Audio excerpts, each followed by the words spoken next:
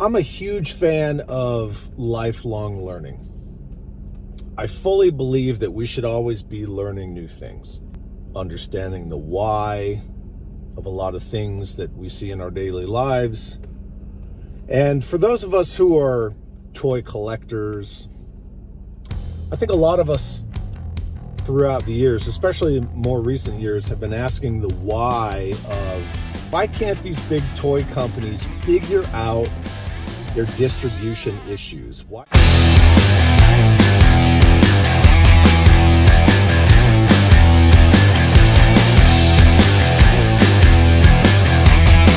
Anybody who says anything about, oh, well, pandemic, and I'm sure somebody's going to come in the comments and be like, well, actually, the pandemic, Chad, thank you.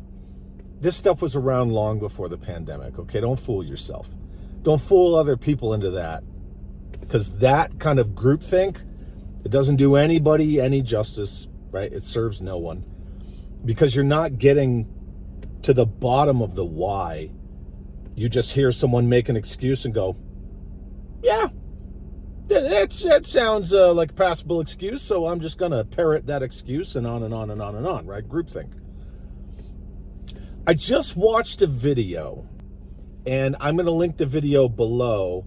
It's actually a good video, and his YouTube channel is pretty cool, so you should check it out no matter what.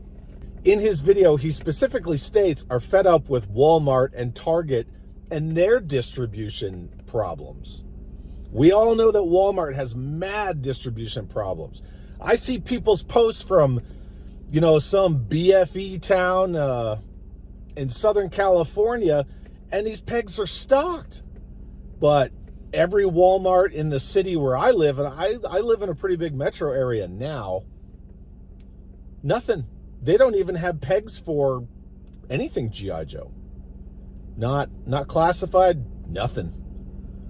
And then people say, well, actually, they're redoing their pegs for the holidays. Thank you. Okay, whatever. But there's still nothing now.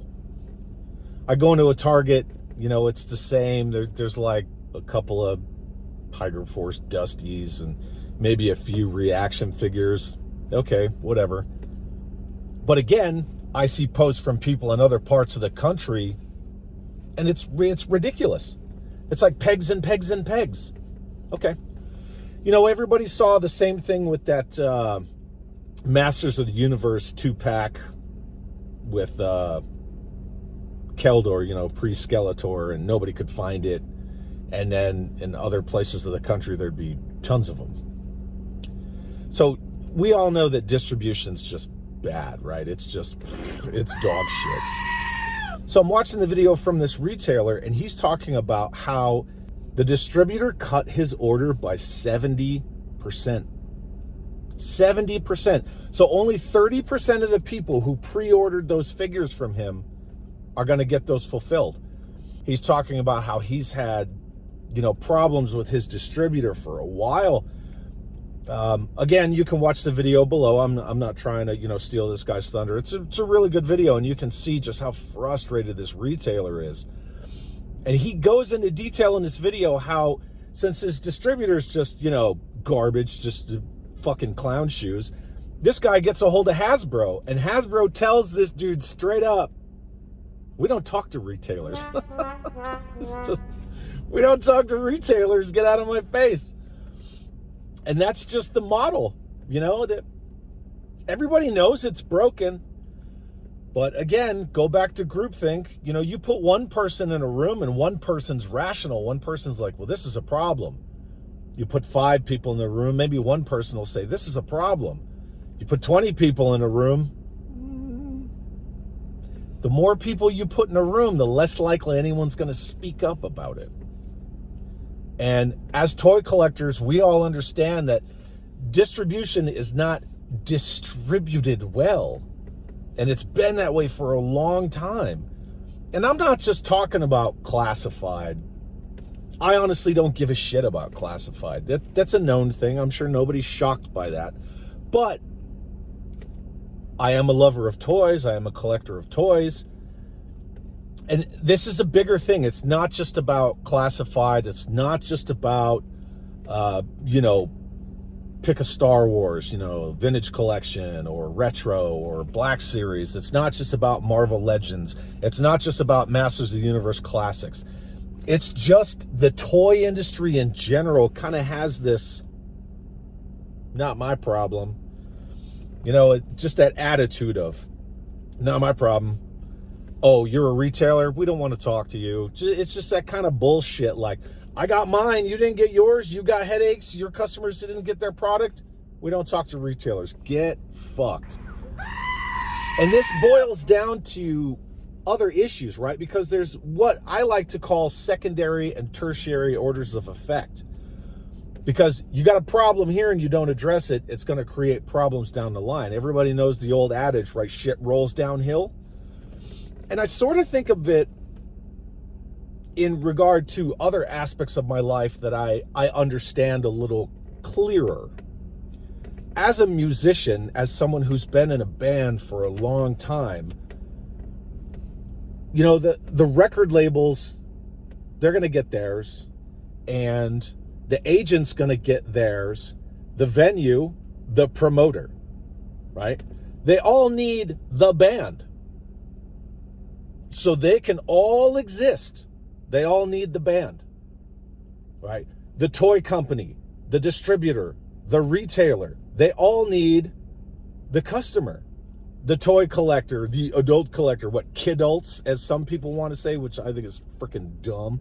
Toys should be for kids first, and I think that's why this model is falling apart to begin with. But all of these people need the band. They need the toy collector. They need that end user who's sitting right here. Everybody on this list needs the end user. And the end user is always the one that gets burned. Now, in this case, with this retailer in his video, he's getting burned too, because it's causing a lot of extra work, secondary and tertiary consequences for him, because he has to figure out, what am I supposed to do about these 70% of people that Hasbro and my distributor basically said, get screwed. We don't care. Like, we sold them. We're going to move on. This guy's already got Shadow Tracker and Mole Rat in hand, but a bunch of other figures that he's been waiting for just never showed up. And that's how it is with these toy companies. It's not just about, where's my dollies? G.I. Joe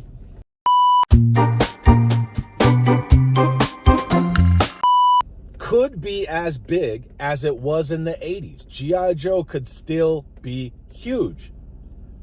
Now, you hear Hasbro talk about, well, we only sell so much. Why? There's the question, why? Why do you only sell so much? Because you only make so much. That seems like the most reasonable answer. You only make so much. This includes pre-sales.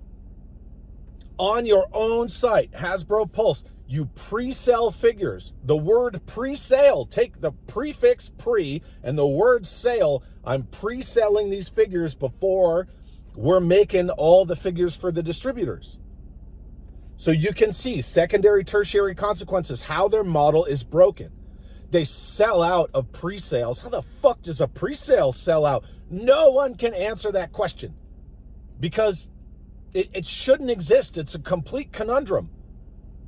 Like, you feel you're on fucking crazy pills. Like, if you're pre-selling these before you're filling numbers for distributors and retailers and on and on and on, again, right down that chain to hit that end user, how are you selling out of a pre-sale? And I'm sure somebody's going to make an excuse like they always do. Well, it's hard, it's expensive, it's this. Well, basic math is fucking hard. What's wrong with a pre-sale window? Like, it's so obvious, nobody wants to consider it, because the groupthink model will not let people think outside of that stupid little box. Pre-sale window. Now, Hasbro specifically will do it with HasLabs. Mattel will do it with like their Matic Creator stuff, like that Eternia. They'll do pre-sale windows, right? They'll do windows for those. But why won't you do pre-sale windows just for everything else? You got 30 days. Order as many as you want. So they only put so many on their sites, and then they sell out, and then they ship like random willy-nilly bullshit to distributors, and then the distributors tell the retailers, well, you're only going to get 30%. We had to cut your order by 70% because this is all we got. So then the wholesaler has to deal with it, the retailer has to deal with it, and then obviously, since shit rolls downhill, the last person who has to deal with it is the customer, that end user, that collector. And this is why you see it's just been getting worse, just kind of like dragging the fuck along, where the thrill of the hunt no longer exists, and it's the rat race. I have to hurry. I have to chase this. I have to race. I gotta, go to the old eBay exclusive, the backup of the backup plan, because it's just fucked.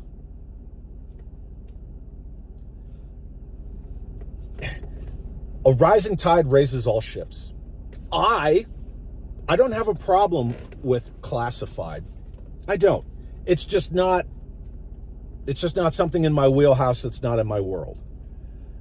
What I have a problem with, if you're only gonna make 6-inch Joes when you have 4 decades plus of people who collect a different scale of G.I. Joe, and you're going to basically tell them, sorry, we're not for you anymore, okay? You're intentionally losing customers. Now with Star Wars, you have the 3 3/4 retro 5 POA, you have the 4-inch vintage collection, modern articulation, and you have Black Series. Okay, and I hear somebody in the fucking background right now saying, but Chad, that's because Star Wars is popular and it sells. Fuck that. G.I. Joe was way more popular than Star Wars before, and Star Wars, again, they're just dragging the fuck along right now. Star Wars is hurting. They are hurting for certain. And G.I. Joe could come right back just like it did before. Like, I saw the animated trailer for that Wrath of Cobra game. That animation looks so good. Why is there not a cartoon with that animation? Again, it's so obvious nobody wants to think about it. Well, that takes that dreaded 4-letter word that nobody wants to do. W-O-R-K. It takes work. People don't want to fucking work. They just, right? Maximum return, minimum effort. Yeah, exactly. That's a model that happens. Now, if you fixed your distribution model and you sold more classified, you could see G.I. Joe will sell even, and I understand that they know G.I. Joe will sell, but G.I. Joe will sell more. It will sell more. It'll support different scales. It'll support that. You could still do O-ring. You could still do modern. You don't have to have Haya doing it. And, I was interested in those Haya figures when they first announced them, and I was like, oh, okay, well, they did the original classified aesthetic Storm Shadow. At least they had the frickin' balls, the cool yans to do that. But I'll be honest, I don't really care for them. It's too much effort, and ordering them from overseas. Big Bad doesn't have them. You got to get them from some shady dude in China. And Maya actually showed up. I was surprised that they did. But at the same time, if you made more of this and you made more money in the process, right? That tide raises all your ships. You could make more scales. You, in-house, could make more scales. But again, that comes back around to you got to fix your freaking distribution model. You have to fix it. The way that you sell toys, the way that you don't even market toys. You have these stupid streams, and half the time you'll have a stream, just like with the Cobra Blue Ninja 2-pack. Does anybody remember that? Where they had the stream and they were like, these actually went live an hour before the stream started, and they're already sold out. No one gets, their shit pushed in. Nobody gets fired for that. It's like, just keep failing forward. Just keep failing upward. I don't understand it. It's just toys. Toys should be fun. But at the same time, it's like, it's not brain surgery. It's not rocket science. Why is it this difficult to figure this stuff out? People want our product. We have to get our product to people. Our distribution model is fucking broken, right? It is clown shoes fucked up. Let's fix it. Okay. Well, the toy industry has changed. You know, we've gone ahead and priced kids out of toys because fuck them kids, right? We don't need kids. We want adult collectors, the whales, you know, with the deep pockets. You're pissing off the deep pocket people too. And you got to figure it out. I watched this guy's video and I was just shocked that a retailer was saying this stuff. The distributor is basically like, yeah, well, this is what we got, so this is what you're going to get. Eat shit and die. Have a good day. They didn't even care. Tried to call Hasbro. Hasbro's like, oh, we don't lower ourselves to talk to retailers. Get out of here. It's the same thing. Like, we're not going to let you go to Joe Fest. We're not going to go to Joe Fest because it's just Joe Fest. We don't have an exclusive toy to sell there, and we're not going to make money. So, you know, screw the peasants. Let them eat cake. I don't understand it. You know, it's, I feel like I'm on crazy pills, but I got to say, when I had Mark Weber on Toy Talk Live, and I will link that right here. There you go. When I had Mark Weber on Toy Talk, and he was the brand manager for G.I. Joe, after he was the brand manager for Transformers over at Hasbro, very intelligent guy, very knowledgeable. He's a lover of toys. The guy's passionate. You know, he fully agreed G.I. Joe could be huge. When I had Kirk Bazigian on, same thing. G.I. Joe could be huge. Everybody knows G.I. Joe could be huge. What's the only thing that ever puts down G.I. Joe? Hasbro. What's the only thing that ever kills G.I. Joe? Hasbro. It's just like, stop that whole vicious circle. You know, you have to stop that cycle. Quit it. Fucking quit it. Anyway, I don't know. I'm basically just making this video because I want everybody to go watch this guy's video in the description below. Please go watch it. It's kind of eye-opening. You're going to learn some shit. And lifelong learning is important. So leave a comment below. Let's talk some Joe. If you're not subscribed, please subscribe. And I at least thank you for watching to the end of this video. I tried not to swear too much in this one. So have an awesome day. Whales, you know, with the deep pockets, which pissing off the deep pocket people too. Blah, blah, blah.